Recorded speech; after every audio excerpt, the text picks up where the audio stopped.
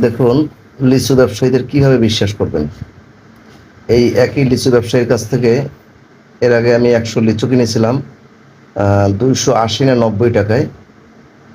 তখনই লিচু ৯টা কম হয়েছিল। সেই একই কথা কিন্তু আজকে তাকে বললাম।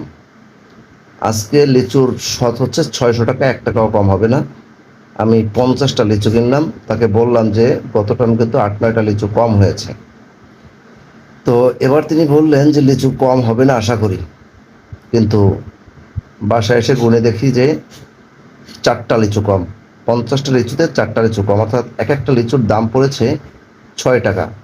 কারণ ৬০০ টাকা শত যদি হয়, একটা লিচুর দাম ৬ টাকা।